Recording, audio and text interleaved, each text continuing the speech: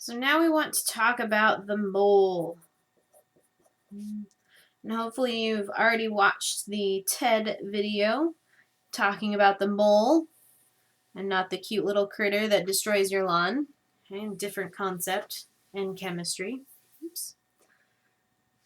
So let's just get some things down in our notes, okay, maybe from the video that are important for us. But basically a mole is basically just a way to group together large numbers, okay? And in our particular case, it's a large number of atoms or either molecules.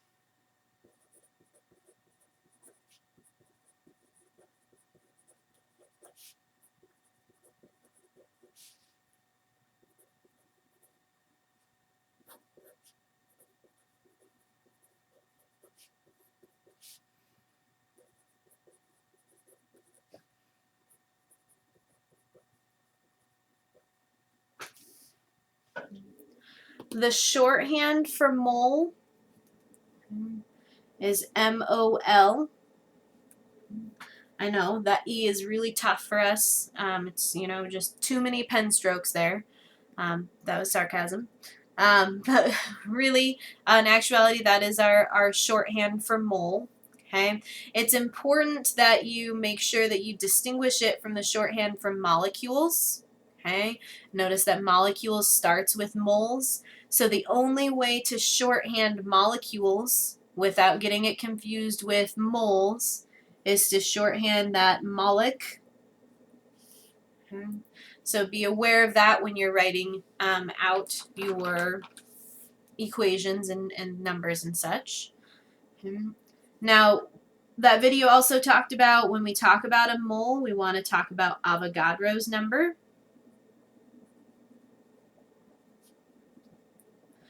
Okay, which you will need to know, which is 6.02 times 10 to the 23rd.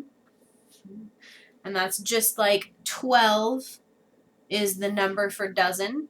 Okay, Avogadro's number is the number for mole.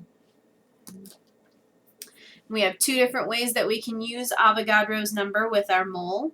We have 1 mole is equal to 6.02 times 10 to the 23rd molecules. Or 1 mole is equal to 6.02 times 10 to the 23rd atoms.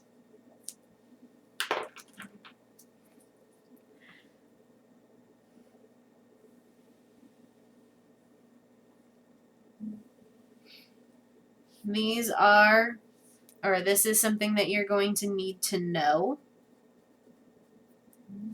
So perhaps it might be worth your time, since I know this is an online class and you're allowed to have your books and such open while you're taking an exam, but we do have a paper final where you are not going to be allowed to use any of your notes or books or anything like that.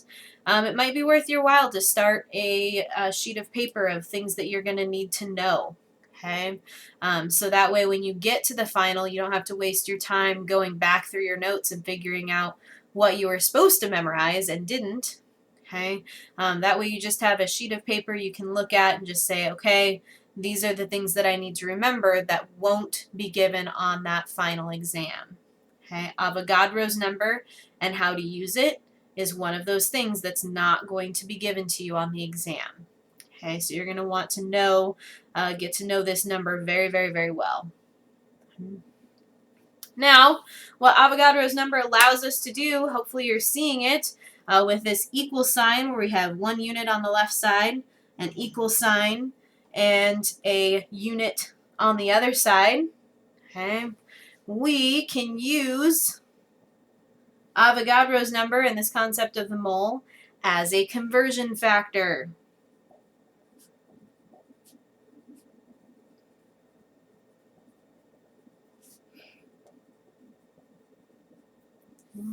Remember I said in chapter 1, that was a very critical chapter for us. We can now use this as a conversion factor, and we can convert between moles and atoms, or between moles and molecules. And that is using Avogadro's number. So let's work through a couple examples.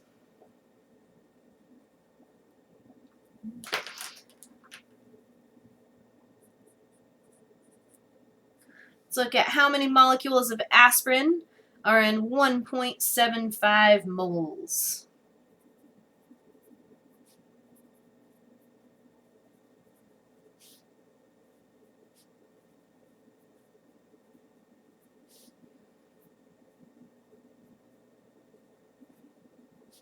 And no, I don't expect you to know the formula of aspirin, but there we have our formula.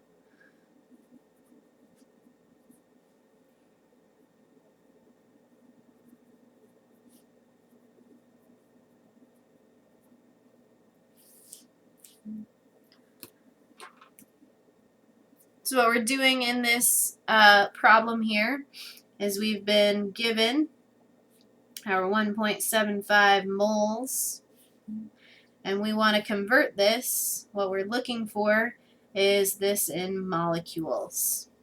Okay, so we're going to use Avogadro's number. So we want to start with something we're given, our 1.75 moles of aspirin, or C9H8O4. Set up our railroad. We want to convert from moles of C9H8O4 to molecules of C9H8O4. And we're going to use our first equality that we wrote up here. For every 1 mole, doesn't matter what it is, but 1 mole of aspirin, we're going to get 6.02 times 10 to the 23rd molecules of aspirin.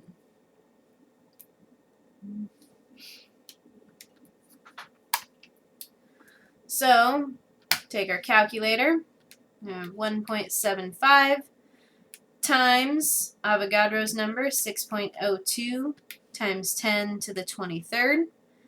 Okay, and if we had a number down here, we would divide by it, but dividing by 1 doesn't change our answer. So final answer, we have 3 sig figs, so we want 1.05 times 10 to the 24.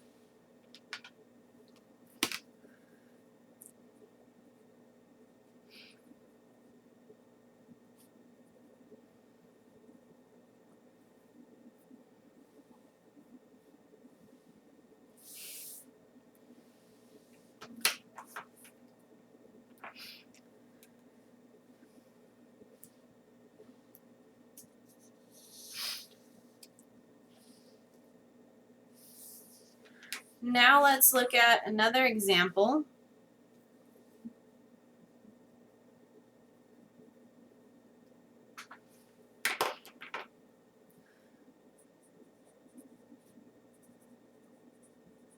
Instead of looking at a molecule, I want to look at just one atom in aspirin. Okay, let's choose oxygen.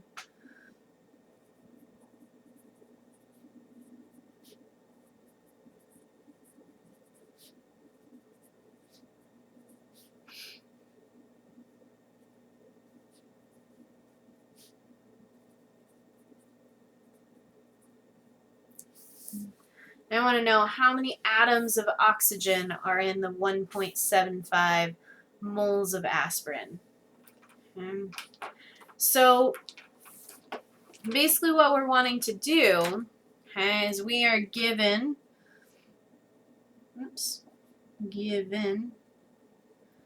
we have 1.75 moles of C9H8O4.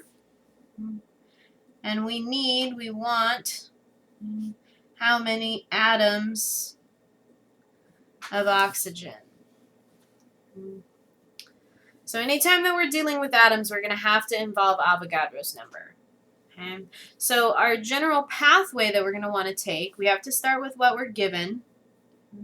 So we're going to start with our 1.75 moles of aspirin. We're going to calculate that into moles of oxygen, because eventually we want to get to atoms of oxygen. And the only way that we can get to atoms using Avogadros is we have to start at basically our moles of atoms. Okay, so once we get to moles of our individual atoms, then we can get to the atoms of oxygen. So our conversion factor to get from moles of oxygen to atoms of oxygen, this is going to be Avogadro's number.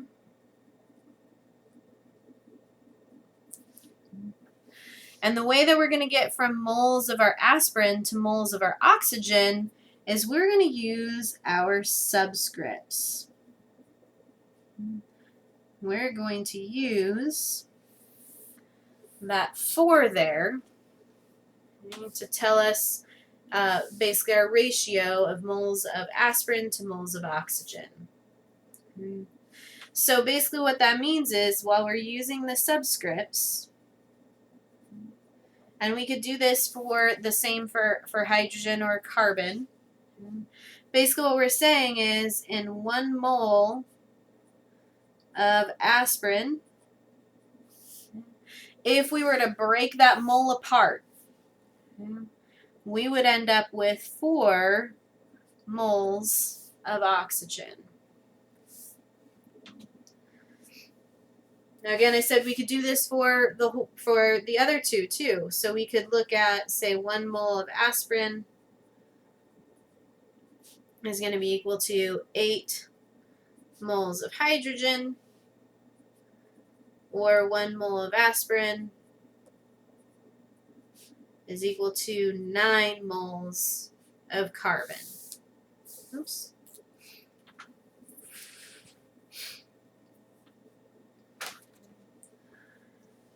But in our case, we're trying to get to moles of oxygen. Okay, so we're going to use this conversion factor, okay, to get from moles of aspirin to moles of oxygen. So we're going to start with what we've been given, our 1.75 moles of aspirin.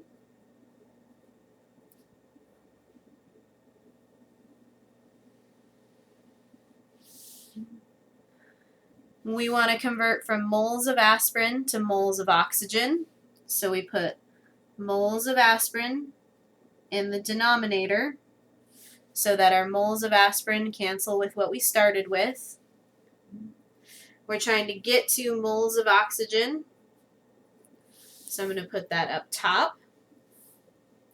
And now we fill in our relationship, okay, from our equality here. For every 1 mole of aspirin, we're going to get 4 moles of oxygen atoms. Then to finalize or finish our conversion, we want moles of oxygen to moles of atoms of oxygen. Okay, so we put moles of oxygen in the denominator, so those units cancel. Then I have, oops, not molecules, but atoms of oxygen. And again, we're using Avogadro's number. So in this case, we're using it in this fashion. So we have 1 mole of oxygen is going to be made of 6.02 times 10 to the 23rd atoms of oxygen.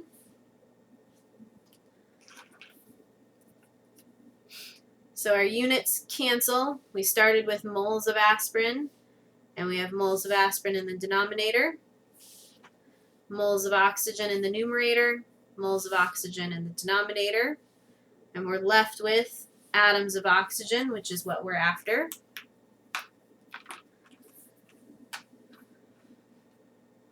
So we plug this into our calculator. 1.75 times 4.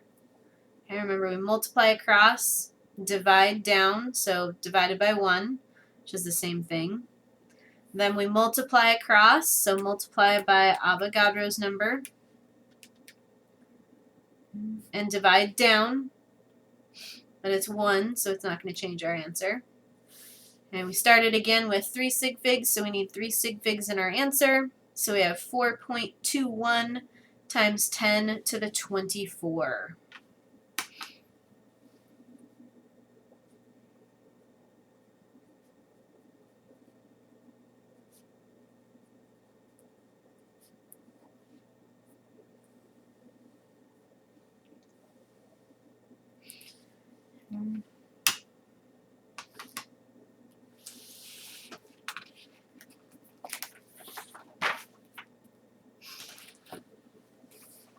All right, let's do one more example.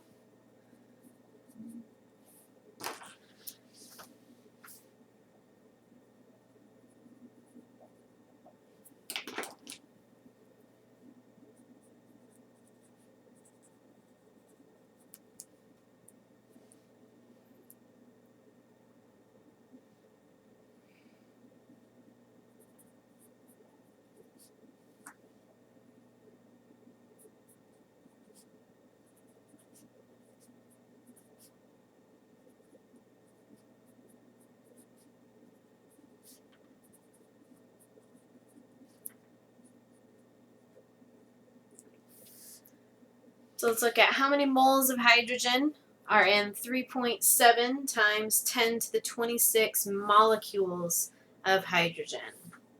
Go ahead and try and set this up. Pause the video, and then I'll show you the solution.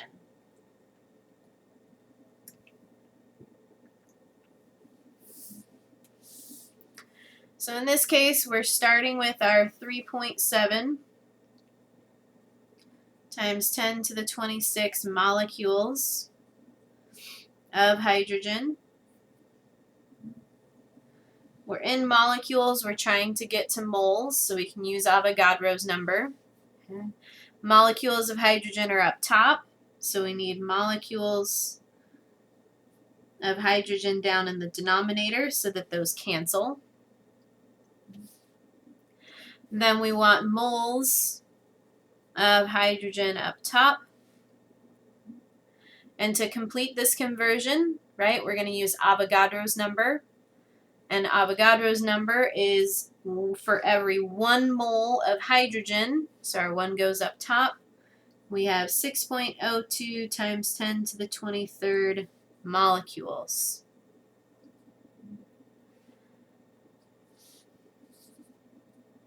So we want to plug this into our calculator. We have 3.7 times 10 to the 26. We can times by 1, which doesn't change our answer. We're going to divide by Avogadro's number, which is in the denominator. Okay, so it's very important that we put parentheses around that so that our calculator knows that we want this whole thing in the denominator. Okay, so I put that in parentheses, hit enter, and I have 614.61799402. Okay, but we start with 2 sig figs here, okay, in our molecules of hydrogen, so we need 2 sig figs in our answer. So the 6 and the 1 are significant. We don't have to round the 1, so we make that for a 0 and don't put a decimal there. So let me write out this answer and say that again.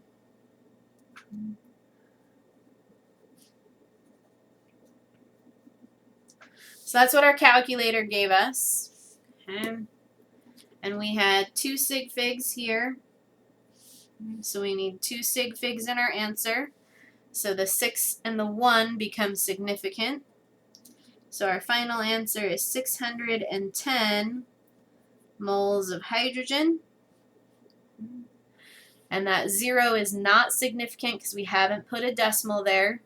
Okay. Or alternatively, you could represent this as 6.1 times 10 to the 1, 2.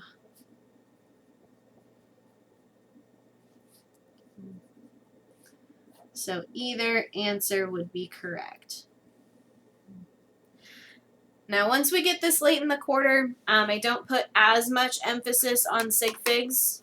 So if you reported this answer to say 614 or 615, I would probably still give you credit for that, okay, because you're not too far off. But if you represented your answer like this, the 614.6179, that is way too many significant figures, okay? Way too many. That's not what science is about. So try and keep your significant figures within one of what you're wanting your sig figs to be. Okay, so basically, I would accept an answer that had probably 1, 2, or 3 sig figs. Okay, here, if you represented it this way, you would definitely get points knocked off for significant figures. Okay, so just keep your significant figures within reason. Don't write down 17 decimals. Okay, you don't need to carry out that many decimals anyways. Okay. One thing about your calculator. So I just wanted to do this incorrectly to show you what happens if you don't put your scientific notation in parentheses when it's in the denominator. Okay, if we just said 3.7 times 10 to the 26, and I said divided by 6.02 times 10 to the 23rd. Okay. So I did not put this in parentheses this time. Okay.